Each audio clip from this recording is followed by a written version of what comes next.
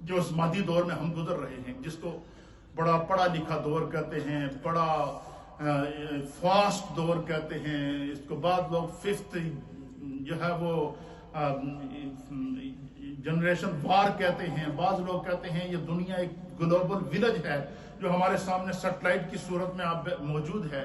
آج تو انسان صرف دنیا تک پہنچا ہے نا، اور اس آج کے دور کی سب سے بڑی ترقی لوگ کہتے ہیں مادی ترقی، یا لوگ کہتے ہیں کہ سائنس سب سے زیادہ ترقی کر گئی ہے۔ کیا جیسے ہمارے یونیورسٹیز میں، کالجز میں بچے اور بچیاں سائنس کی جو تعلیم حاصل کرتے ہیں تو اس میں مختلف سبجیکٹ ہوتے ہیں، کوئی ڈاکٹر بنتا ہے، کوئی جو ہے وہ کسی میڈیکل کے شعبے میں چلا جاتا ہے، کوئی کسی میں چلا جاتا ہے۔ یہ سائنس اس کو اس ریسرچ کی طرف لاتی ہے، لیکن کائنات کا سب سے بڑا جو سائنسدان ہے نا وہ اللہ کا محبوب ہے، اور ایسا سائنسدان ہے کہ جس نے ساتوں زمینوں کا علم اپنی امت کو عطا فرمایا ہے، ایسا سائنسدان ہے جس نے ساتوں آسمانوں کا علم اپنی امت کو عطا فرمایا ہے، ایسا سائنسدان ہے جس نے سدرہ کے احوال کو میرے مصطفیٰ نے بیان کیے ہیں، ایسا سائنسدان ہے کہ جس نے عرش الہی کے احوال کو بھی بیان کر دیا، ایسا سائنسدان ہے کہ روئے زمین تک جتنی سائنس ترقی کرتی جائے گی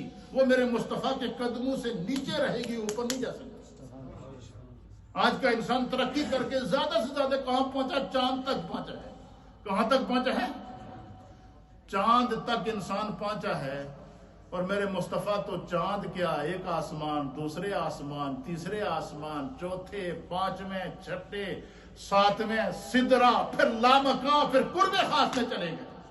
اب یہ اتنی بڑی سیر تھی، اب اس کو کوئی میڈیا بھی بیان کرنے سے عاجز، اب اس سیر کو بیان کرنے سے سیٹلائٹ سسٹم بھی عاجز، اب یہ اتنا بڑے احوال ہیں، اس کو کیسے بیان کیا جا سکے؟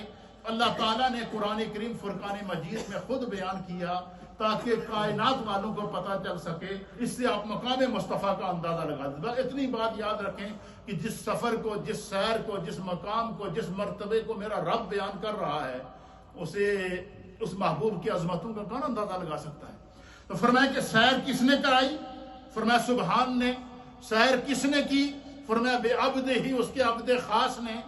اور سیر جو ہے وہ کہاں سے ہوئی؟ من المسجد الحرام، اور کہاں تک ہوئی؟ الی المسجد الاقصی۔ اور پھر کیا ہوا کہ کیوں کرائی گئی یہ زمینی معراج؟ اس کا مقصد کیا تھا؟ تو اللہ فرماتا ہے لِنُرِيَهُ مِنْ آیَاتِنَا، تاکہ اپنے محبوب کو اپنی قدرت کے کرشمے خود دکھاوانا۔ کیوں کہ میرا محبوب جب میری قدرت کے کرشمے دیکھے نا، تو پھر میرا محبوب جب ان میری قدرت کے کرشموں کو اپنی زبان سے اور بیان کرے گا تو پھر فرمایا کہ وہ رب کو بڑا محبوب ہے۔ یہی وجہ ہے کہ اللہ تعالیٰ نے اپنی ذات کا جب تعارف کرایا تو فرمایا قل، اے میرے محبوب، هو اللہ احد، آپ اپنی زبان سے میری وحدانیت کا اعلان کریں گے تو کائنات کے سینوں میں میری وحدانیت نقش ہو جائے گی۔ اللہ چاہتا تو خود بھی اپنی وحدانیت کو بیان کرتا، لیکن قل کہہ کر کے فرمایا کہ میں چاہتا ہوں کہ میری وحدانیت کا اعلان میرا محبوب اپنی زبان سے کرے، اور مقام مصطفیٰ کا اعلان، رفعت مصطفیٰ کا اعلان، عظمت مصطفیٰ کا اعلان شب معراج کو سیر کرا کر، قرب عطا کر کے، ملاقات عطا کر کے، دیدار عطا کر کے، انوار و تجلیات سے مملو کر کے پھر خود خدا بیان کر رہا ہے۔ اب اس سے اب مقام مصطفیٰ کا اندازہ لگائیں کہ شان خدا میرا مصطفیٰ بیان کر رہا ہے اور شان مصطفیٰ میرا خدا بیان کر رہا ہے۔ اس سے آپ اندازہ لگا سکتے ہیں کہ یہ کتنا بڑی عظمت اور کتنا بڑا مقام اور کتنا بڑا مرتبہ اور کتنا بڑا جو ہے وہ اللہ کی طرف سے جو ہے وہ۔ اب فرمایا کہ یہ سیر کتنی دیر میں ہوئی؟ ہم کہتے ہیں نا جی آپ عمرہ کرنے لگا رہے ہیں جی، کتنے دن کا ٹور ہے جی؟ پوچھتے ہیں یا نہیں کہتے؟ کتنے دنوں کا قیام ہے جی؟ ہم 10 دن کے لیے جا رہے ہیں جی، 5 دن ہم مکہ میں رہیں گے، 5 دن ہم مدینہ میں رہیں گے، ہم پوچھتے ہیں نا۔ اب یہاں کی سیر، کوئی بھی سیر ہو، کوئی بھی سفر ہو، اس کے لیے ضروری ہوتا ہے کہ پوچھا جائے یہ سفر کتنا ہوا؟ اللہ تعالیٰ نے بیان فرمایا کہ لیلاً، رات کے تھوڑے سے حصے میں ہوا۔ کیا ہوا؟ رات کے تھوڑے سے حصے میں مسجد حرام سے مسجد اقصی، پہلے آسمان، دوسرے آسمان، تیسرے آسمان، چوتھے، پانچویں، چھٹے، ساتویں، اور لامکاں، اور پھر قرب خاص میں چلے گئے، پھر واپس آ گئے۔ اب بظاہر عقل میں بات آتی ہے کہ یہ کیسے ممکن ہے، تو اللہ نے پہلے ہی دروازہ بند کر دیا، سبحان یہ سارا اہتمام کرن والی رب دی ذات ہے جڑا خالق کائنات ہے، جڑا ان اللہ علی کل شیء قدیر ہے۔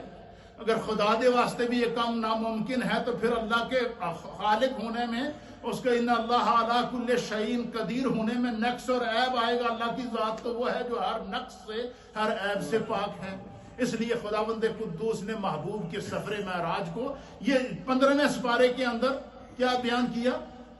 حضور کی زمینی معراج کو۔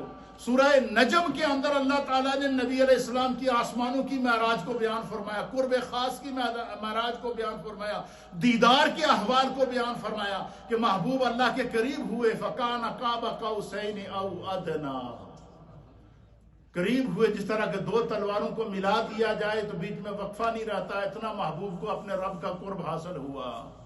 اور پھر جب